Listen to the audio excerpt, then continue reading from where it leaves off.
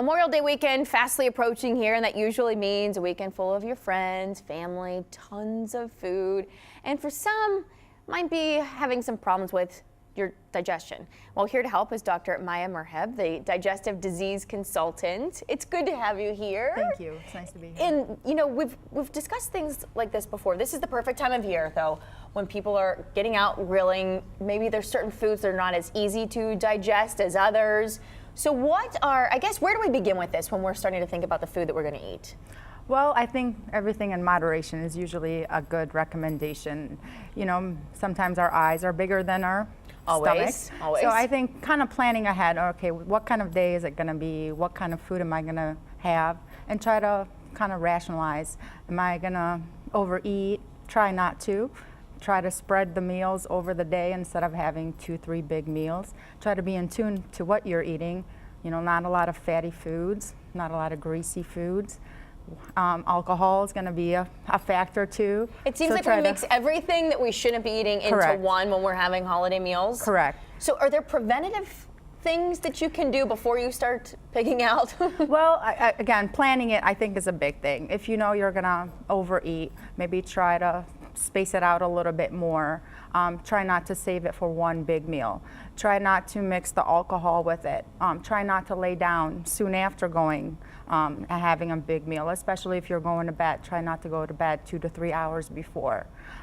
Those kinds of things. Avoid large quantities of the alcohol and things like that. Well, this is good for all year round, not even just for holiday dinner. So when I've always heard, you know, they say eat at 9 o'clock, stop eating for the rest of the night. Is that just because most people go to bed, say 2 hours later, or do you want to try to eat maybe a certain time frame before you go to bed? It's usually try not to eat 2 to 3 hours before going to bed. Okay. Most acids produced overnight, so and especially if people have some other issues like a hiatal hernia or things like that, the food's going to have an easier access back up into your food pipe when you're laying down. So that's kind of the key. You know, people work different shifts, different hours, so it's not a specific time. It is hard, but usually a good rule of thumb is 2 to 3 hours before going to bed, so that the acid is not refluxing back up into the food pipe. And can you take, I know with acid reflux, you should be looking at possibly the types of food. Now you said, I know, stay away from greasy. Sure. Are there certain foods that are best to eat when it comes to, say, acid reflux? So avoiding spicy foods, avoiding tomato products. Those are usually the big things. Chocolate is actually, a lot of people don't realize that too.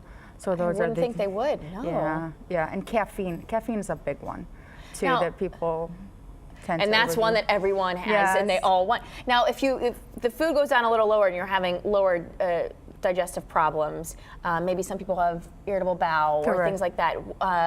Again, certain foods you should stay away from? Absolutely. There's definitely certain triggers. Some people can have gluten allergies. Some people can have you know, certain sugars, certain carbohydrates are harsher to absorb for some people than others. So being in tune with your body, not kind of putting off the symptoms and saying, oh, it's going to get better, it's going to get better. Just kind of, you know, being cautious and paying attention to things. And what are your thoughts on probiotics? I do think they're good. They, especially in certain conditions, like people who have colitis, different types of colitis, like ulcerative colitis or Crohn's disease.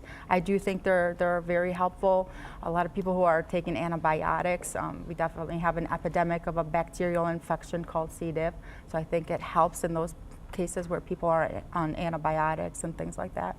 Stay away from the corn, right? If you have issues like that, corn, I know people love grilling out corn, but stay away from it. Diverticulitis and diverticulosis, those are one of the triggers. Some good information there. And I know there's 3 locations that you have. Yes, we do have 3 locations in Brunswick, Medina, and Broadview Heights. So you can go and check them out then for more information. Absolutely. Thank you so much, Doctor, Thank for you. being here. Thanks for having